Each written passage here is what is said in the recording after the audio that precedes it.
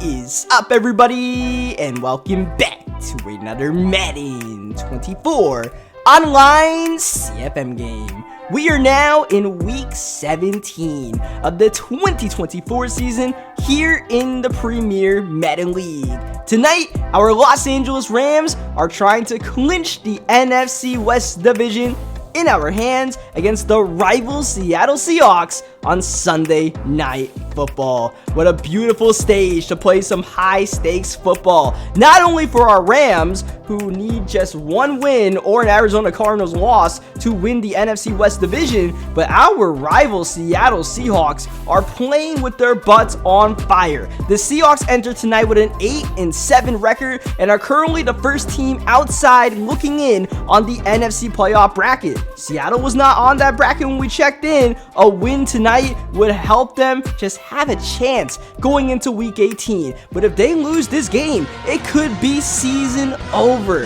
And therefore, there's a lot on the line. Our Rams trying to take down the defending division champions and potentially not even allow them a ticket to the postseason.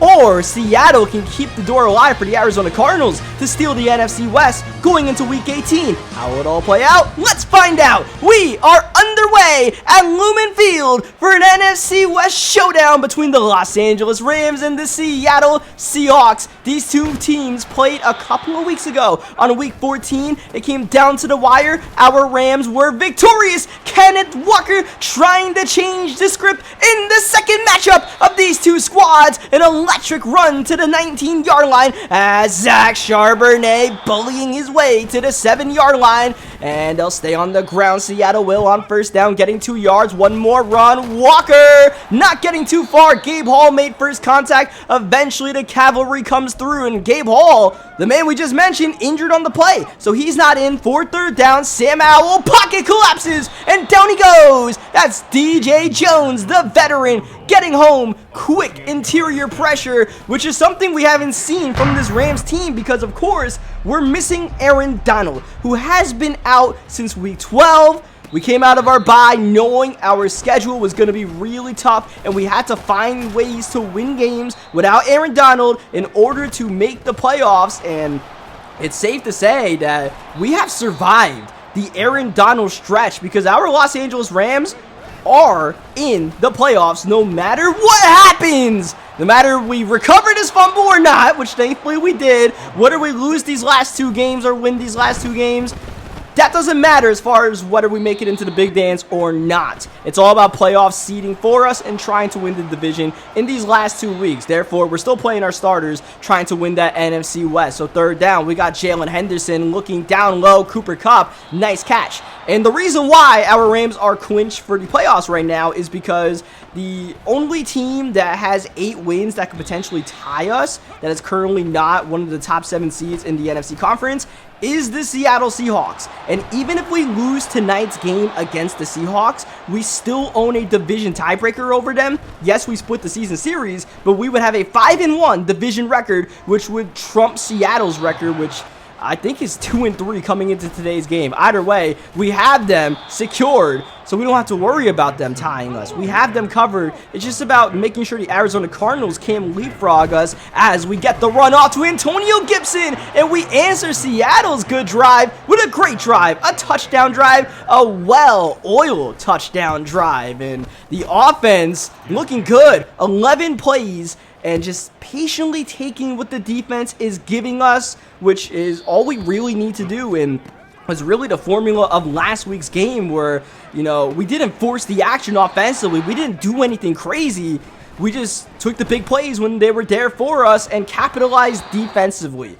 And we're hoping we can ride that formula one more week before Aaron Donald comes back. And the goal is that hopefully if we can win tonight's game, then we can rest our starters in week 18, which means that even though Aaron Donald would be eligible to return, we actually would still sit Aaron Donald, so he would just not play the rest of the regular season and hopefully be ready for the playoffs. Either way, I'm not even sure we'll play Aaron Donald if we lose today's game, because we really don't want to risk that. Aaron Donald and Cooper Kupp just might not play in that game, and if we don't win the division, as we have a third down for Sam Howell and the Seahawks, missing an open Jackson Smith and a jig, but we got away with one there, as Seattle's going to take their second field goal of the game up and good. But yeah, even if we don't win the division, it's not a doomsday scenario by any means, because as you may remember, our Los Angeles Rams won the Super Bowl last year as a 7 seed. So home field advantage really doesn't mean too much for us. We have 0 chance at getting the 1 seed.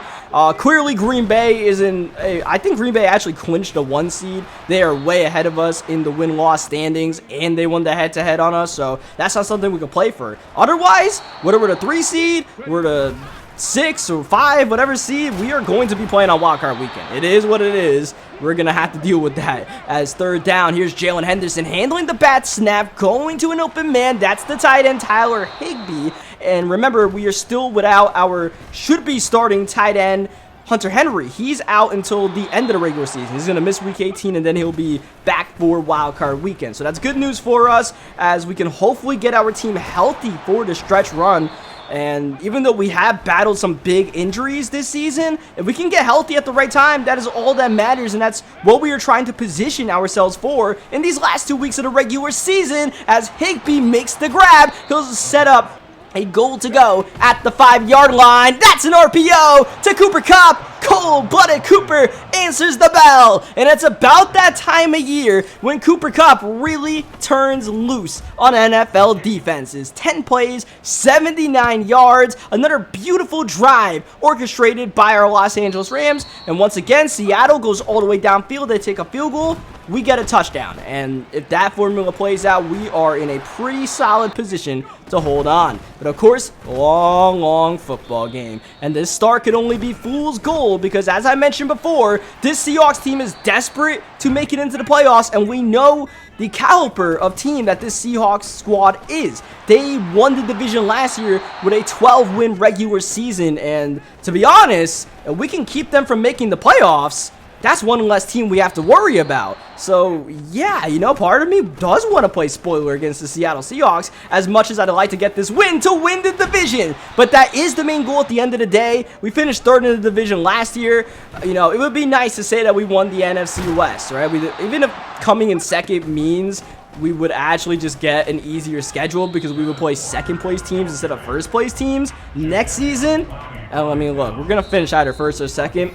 I want to come in first. Let's get this defense to stop here. Second down and goal. Can Seattle finally get their first touchdown of the game? Walker's not going to get it on second down. He's denied by Jadeveon Clowney. Second timeout, burned by the Los Angeles Rams. K9 in the backfield, getting the ball, keeping the legs churning until he scores. I believe Gabe Hall back into the game, got the initial contact, but Walker, credit to him, he fought for that extra yard. That was all Kenneth Walker right there. We did a great job collapsing. We just couldn't finish the play. And at the goal line, sometimes just those bang-bang results can shift the outcome. And now Seattle is in it to win it. Oh, Jalen Henderson getting saucy and losing the ball. Henderson, watch out. JJ the Jet plane nearly crashed on landing. Thankfully, Antonio Gibson was there for the recovery, because we definitely were feeling ourselves and got a little bit too reckless. Henderson, 2nd and 5, open man. Kirk Merritt with the ball. Kirk Merritt maneuvering his way all the way to the 27-yard line. Time is ticking. We still have that one timeout in our back pocket. Henderson with the step up. He's away from the pocket once again and scrambling for the first down to the 15-yard line. We go up tempo. Time continues to tick. Now under 30 seconds to go in the half. Holding on to that timeout. Taking a while to get this play set up. Now the drop back. The fire. Gibson with the catch. A gain of 6, maybe 7, but we have to burn that final timeout, and that could be critical. Cooper Kupp's got red zone threat. Let's see if he can get open. I think Seattle knows that, though, so this might be a little bit of a game of cat and mouse. And we even get this snap off here, which We do not, and it's not because I didn't want to get the snap off, it's because I couldn't. Madden wouldn't let me snap it, and we had to take a delay of game. Unfortunate. Now we go from the 13-yard line, 3-man rush, giving us the time, and that's going to be a throwaway by Henderson, a smart play. We don't really want to force anything, but if we can give somebody a chance, mainly Cooper Kupp, then I'd like to. And on 3rd down, here we go. This is for Kupp. It's intercepted. Tariq Woolen got both those puppies in. And it's still a 1-point lead. We squander an opportunity. Next play, downfield. Perfect pass from Sam Howell. And a timeout with a second to spare by Seattle. This could be a 6-point swing. Jason Myers' last play of the half. Good! And that could be a season-saving sequence for the Seattle Seahawks. Woolen with the interception, and then really we gave up a big play to JSN that we had no business of giving up. Honestly, I just didn't really put much thought into that defensive play call. I was like, all right, we're just going to go into halftime, but we got bombed, and they were able to call that timeout. It was like, wow, we really folded that. A 6-point swing, and in a game like this where we're kind of just trading blows, that was just an unnecessary turnover to force. So now we're behind the 8 ball. Now we hopefully don't have to force the action here, which we don't because the pocket is beautiful for Jalen to eventually find Tyler Higbee. Jalen Henderson playing a really good game. It could get even better with a touchdown here. JJ, the jet plane, takes flight in Seattle. Jalen, he is feeling it tonight, scrambling all around town, and our Rams are back on top just like that. But man, it would be nice to swap those 6 points around instead of being up by 5, being up by 11. That would feel so much better because, like I said, in a game where we're just trading blows, that buys us an extra possession, having that 2-possession lead. That gives us a little margin for error offensively because so far we don't have much. We're playing a really good game offensively, yet a touchdown here puts us back behind. Kenneth Walker over 100 yards rushing. He's definitely been a thorn in our side. Next play, wide open, sack Charbonnet, and there it is. Seattle responds immediately, picking out Byron Young in coverage. While Byron is a very fast linebacker, that's still a mismatch. He shouldn't be out there. 2-point conversion. This is the JSN, and he got it. Not on the first effort, not on the second effort, but the third effort for the second-year receiver. Wow. Okay. I mean, that's the second play at the goal line where, once again, we got multiple bodies on the ball carrier.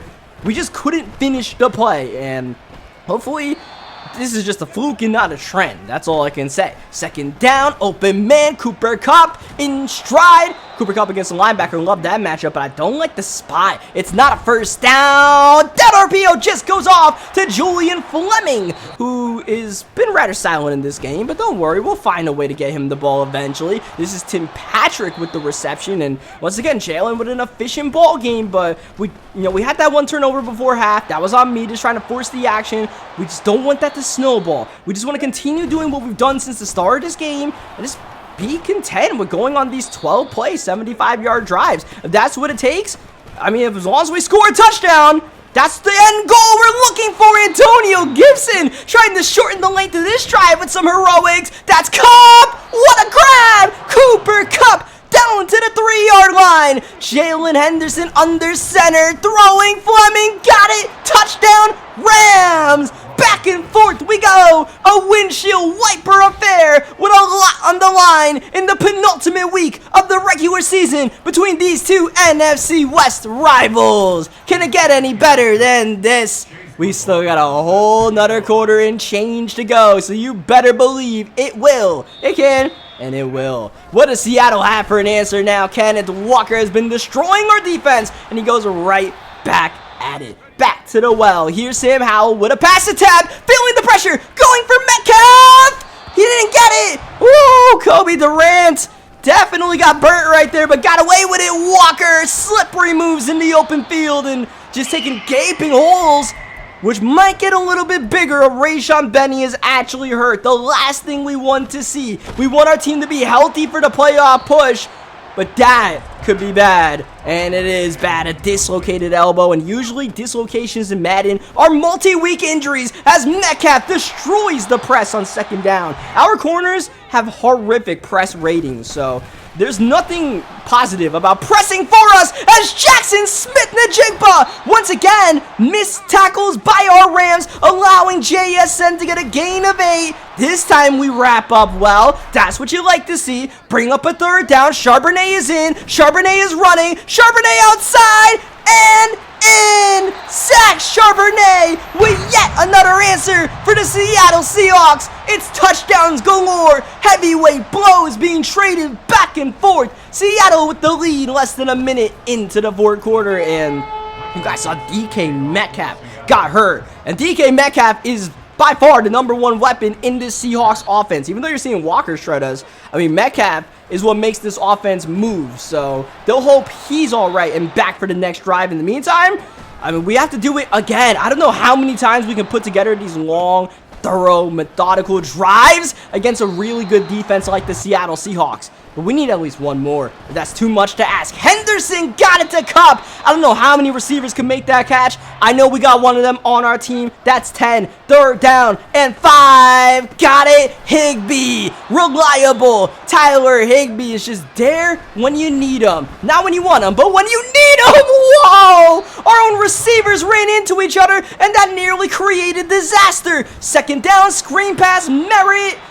Yeah, you only got a yard here. This isn't really field goal range. Third down and 9. Need a big play. Jalen firing in. That's broken up and incomplete. Taking a chance for Cooper Kupp. And on 4th down and 9, we're in no man's land. I don't want to punt the ball to Seattle. We're going to go for it. Jalen, drop back, looking, pocket, great. Higbee, got it. Tyler Higbee with the clutch conversion. Not when you want him, but when you need him. He's there, and he makes the catch. Keeping the drive alive. Higbee can't make that one, though. Maybe we're dialing up Tyler Higbee. Maybe we're hyping him up a little bit too much. Let's go somewhere else. How about we go to Julian Fleming on 3rd down? A great effort from the rookie, but not enough for the first down. And on 4th down and 4, yeah, we're going to kick the field goal here. We're going to tie the game up, and as much as I don't trust our defense, I feel like we have no other choice. I feel like going for that 4th down is a really risky decision, and you know, 4:30 remaining, we just don't want Seattle to burn the clock. So we got to get aggressive on defense. I need this drive to end quickly, whether it's a touchdown for Seattle or it's a stop for us.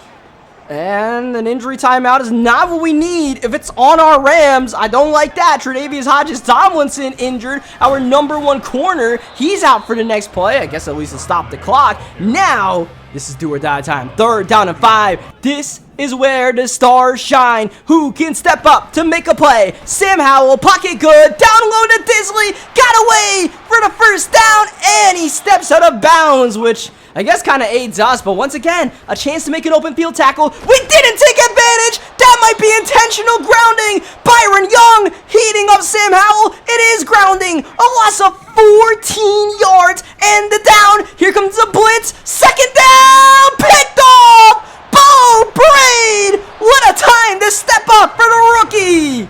Oh, the BB gun shoots down Sam Howell and the Seattle Seahawks. The game is tied and now in our control with 3:30 remaining. Kirk Merritt outside. Look at Kirko. Got the edge away from Jamal Adams and all the way to the 6-yard line. Can we activate that clutch gene late in a hostile environment? This will be a pivotal goal line sequence. First down, didn't work out too well. Got 2 yards, nothing more, nothing less. Second down, clock winding down. Gonna burn all the clock that we possibly can. Get the snap off. This is Puka Nacua in for the touchdown. Prancing Puka is gonna be credited with a rushing touchdown to give the Rams the lead. And yeah, rushing touchdown because that pass was thrown behind the line, but Kupp caught it. He scored the touchdown. I don't care what account says, as long as it counts as 6 points for us, 7 after the usual reliable Chase McLaughlin makes the PAT. And now our defense is put in a position of strength.